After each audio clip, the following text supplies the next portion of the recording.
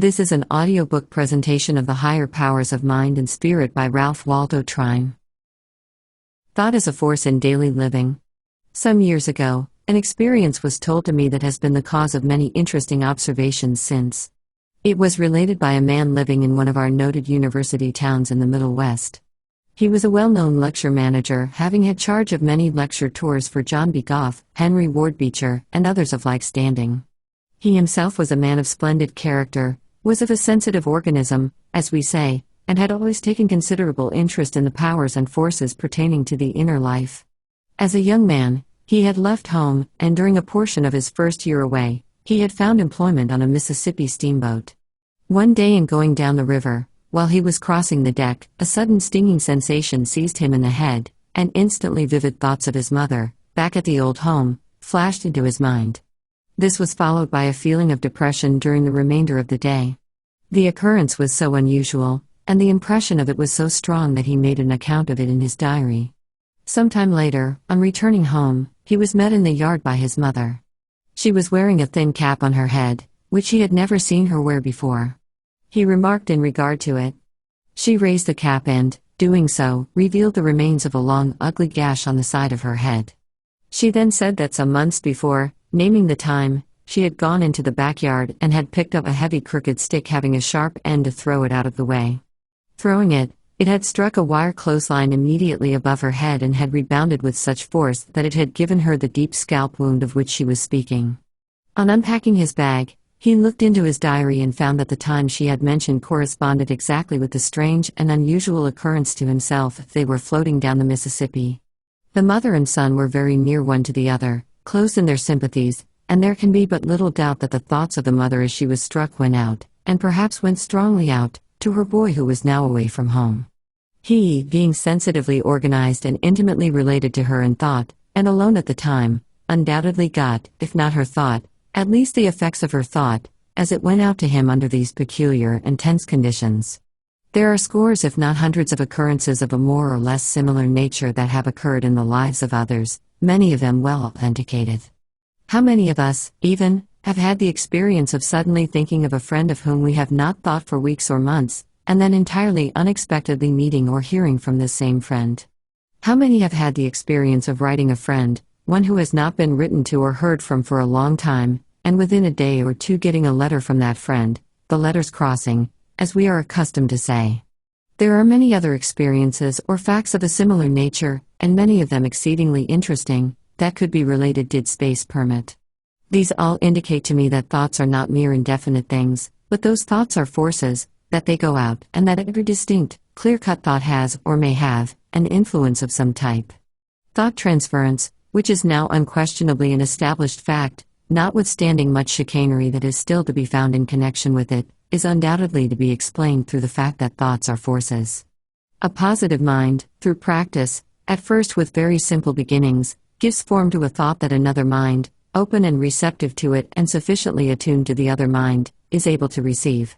Wireless telegraphy, as a science, has been known for a comparatively short time. The laws underlying it have been in the universe perhaps, or undoubtedly, always. It is only lately that the mind of man has been able to apprehend them, and has been able to construct instruments in accordance with these laws. We are now able, through knowledge of the laws of vibration and by using the right sending and receiving instruments, to send actual messages many hundreds of miles directly through the ether and without the more clumsy accessories of poles and wires. This much of it we know. There is perhaps even more yet to be known. We may find, as I am inclined to think we shall find, that thought is a form of vibration. When a thought is born in the brain, it goes out just as a sound wave goes out, and transmits itself through the ether, making its impressions upon other minds that are in a sufficiently sensitive state to receive it. In addition to the effects that various types of thoughts have upon the various bodily functions of the one with whom they take origin, we are, by virtue of the laws of evolution, constantly apprehending the finer forces of nature: the tallow dip, the candle, the oil lamp, years later, a more refined type of oil, gas, electricity, the latest tungsten lights, radium, and we may be still only at the beginnings. Our finest electric lights of today will seem crude, and the quality of their light even cruder, 20 years hence, even less. Many other examples of our gradual passing from the coarser to the finer in connection with the laws and forces of nature occur readily to the minds of us all.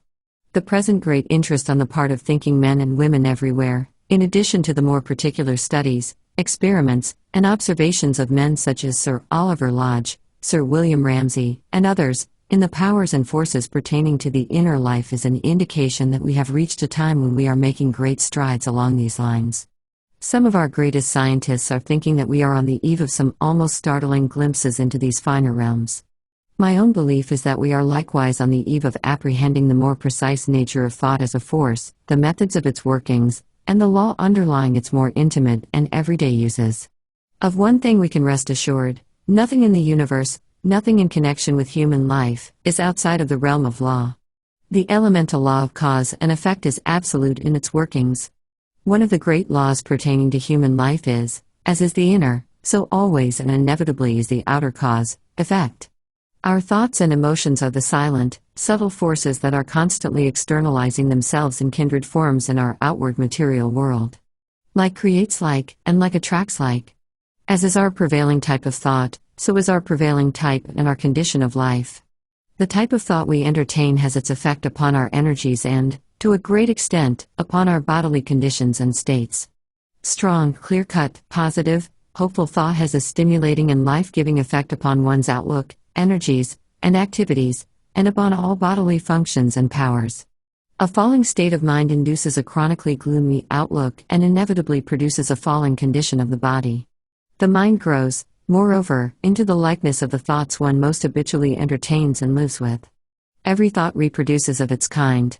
Says an authoritative writer in dealing more particularly with the effects of certain types of thoughts and emotions upon bodily conditions, out of our own experience, we know that anger, fear, worry, hate, revenge, avarice, grief, in fact, all negative and low emotions, produce weakness and disturbance not only in mind but in the body as well. It has been proved that they actually generate poisons in the body, they depress the circulation, they change the quality of the blood, making it less vital, they affect the great nerve centers and thus partially paralyze the very seat of bodily activities. On the other hand, faith, hope, love, forgiveness, joy, and peace, all such emotions are positive and uplifting and so act on the body to restore and maintain harmony and actually stimulate circulation and nutrition. The one who does not allow himself to be influenced or controlled by fears or forebodings is the one who ordinarily does not yield to discouragements. He is using the positive, success-bringing types of thought that are continually working for him for the accomplishment of his ends.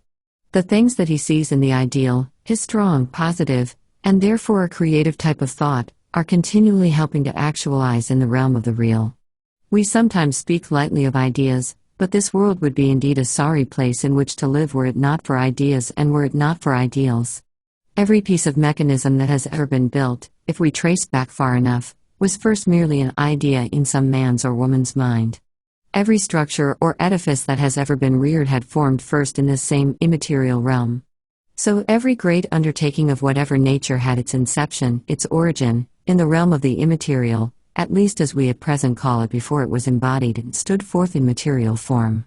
It is well, then, that we have our ideas and our ideals.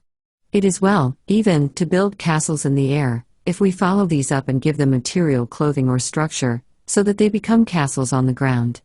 Occasionally it is true that these may shrink or, rather, may change their form and become cabins, but many times, we find that an expanded vision and an expanded experience lead us to a knowledge of the fact that, so far as happiness and satisfaction are concerned, the contents of a cabin may outweigh many times those of the castle. Successful men and women are almost invariably those possessing to a supreme degree the element of faith.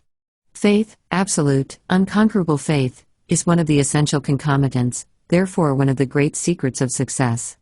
We must realize, and especially valuable is it for young men and women to realize, that one carries his success or his failure with him, that it does not depend upon outside conditions.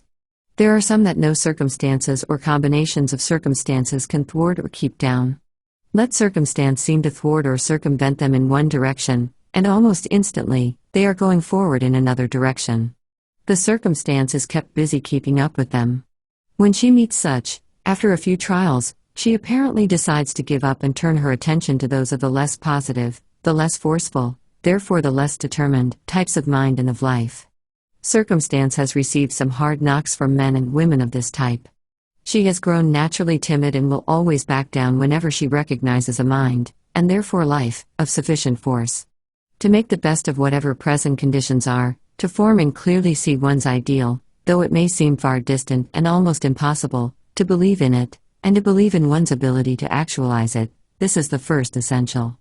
Not, then, to sit and idly fold the hands, expecting it to actualize itself, but to take hold of the first thing that offers itself to do, that lies sufficiently along the way, to do this faithfully, believing, knowing, that it is but the step that will lead to the next best thing, and this to the next. This is the second and the completing stage of all accomplishment. We speak of fate many times as if it were something foreign to or outside of ourselves, forgetting that fate always awaits our own conditions.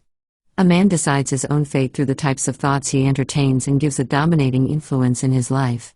He sits at the helm of his thought world and, guiding, decides his own fate, or, through negative, vacillating, and therefore weakening thought, he drifts, and fate decides him. Fate is not something that takes form and dominates us irrespective of any say on our own part.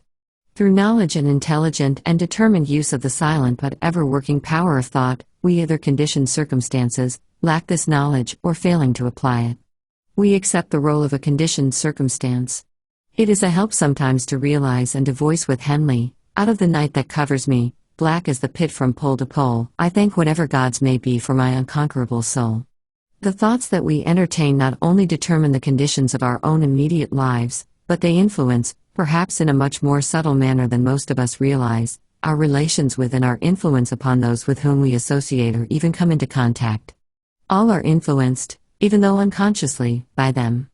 Thoughts of goodwill, sympathy, magnanimity and good cheer, in brief, all thoughts emanating from a spirit of love are felt in their positive, warming, and stimulating influences by others. They inspire, in turn, the same types of thoughts and feelings in them, and they come back to us laden with their ennobling, stimulating, pleasure-bringing influences.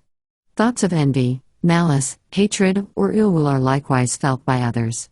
They are influenced adversely by them. They inspire the same types of thoughts and emotions in them, or they produce in them a certain type of antagonistic feeling that has the tendency to neutralize and, if continued for a sufficient length of time, deaden sympathy and thereby all friendly relations. We have heard much of personal magnetism. Careful analysis will, I think, reveal the fact that the one who has to any marked degree the element of personal magnetism is one of the large-hearted, magnanimous, cheer-bringing, selfless types, whose positive thought forces are being continually felt by others, and are continually inspiring and calling forth from others these same splendid attributes. I have yet to find anyone, man or woman, of the opposite habits and, therefore, a trend of mind and heart who has had or who has even to the slightest perceptible degree the quality that we ordinarily think of when we use the term personal magnetism. If one has friends, he or she must be a friend, and must radiate habitually friendly, helpful thoughts, goodwill, and love. The one who doesn't cultivate the hopeful, cheerful, uncomplaining, goodwill attitude toward life and toward others becomes a drag, making life harder for others as well as for oneself. Ordinarily, we find in people the qualities we are mostly looking for, or the qualities that our own prevailing characteristics call forth.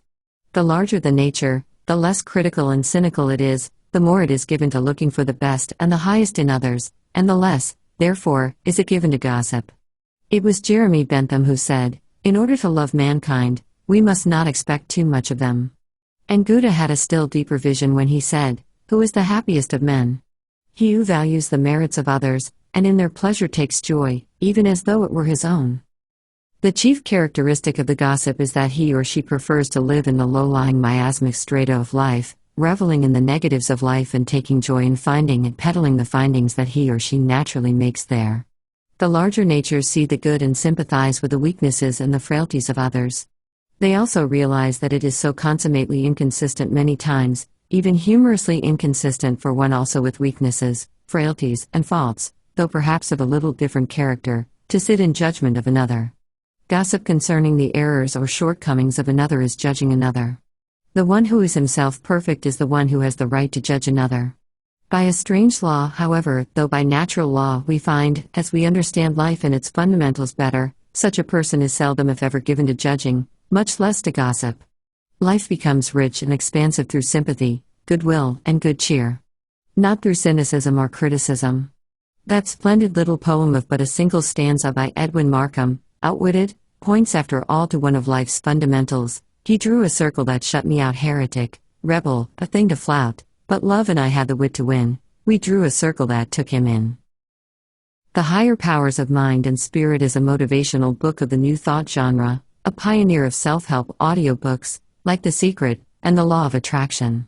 These are the inspiration behind the success mindset, built up of philosophy, religion, theories of mindfulness, consciousness, mental healing, and various methods of conscious and unconscious manifesting.